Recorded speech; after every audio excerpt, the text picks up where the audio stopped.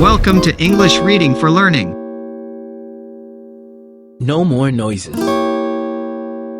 Penny sat up in the darkened room, holding her teddy bear tightly.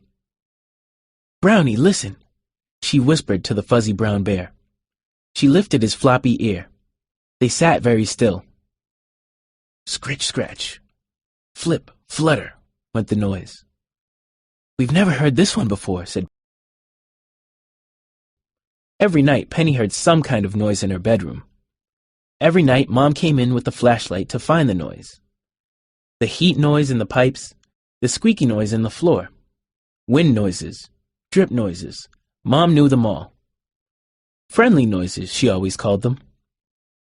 Then she would pull the soft green quilt up to Penny's chin and whisper, "Good night, sleep tight, no more noises here tonight."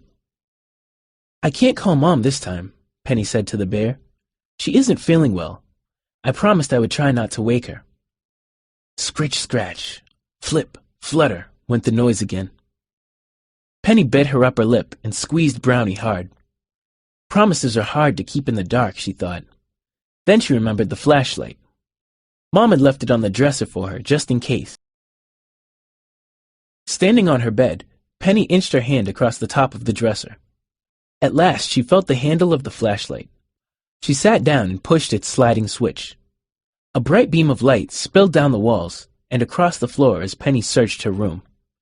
There was nothing at the window. Nothing behind the door. There wasn't even anything under the bed. "Can you see it, Brownie?" She felt for him in the tangled covers, but Brownie wasn't there. "Brownie!" Penny called in her loudest whisper. She peered over the edge of the bed. A blue eye twinkled in the flashlight's glow. Brownie lay on his side on the floor, one arm in the air. Just as Penny reached for him, scritch, scratch. Her eyes widened as she drew in her breath. Flip, flutter. Bravely, Penny grabbed the outstretched arm of the bear. But as she pulled him close, the flashlight tumbled to the floor. She watched it roll until its long yellow beam reached the farthest corner of the room. There, wedged between her tennis shoes and the wastebasket, was her hamster, Tuffy, in his exercise ball. Penny had forgotten all about him. He was trying to get the ball moving again. Scritch, scratch, went the ball against the wastebasket. Flip, flutter, whirled the hamster inside. Penny grinned. A friendly noise, she said. Penny climbed out of bed and put Tuffy back in his cage. Then she picked up the flashlight and tiptoed back to bed. She pulled the soft green quilt up to Brownie's chin and snuggled in beside him. "Good night. Sleep tight," she whispered to the bear. "No more noises here tonight." But she kept the flashlight under her pillow.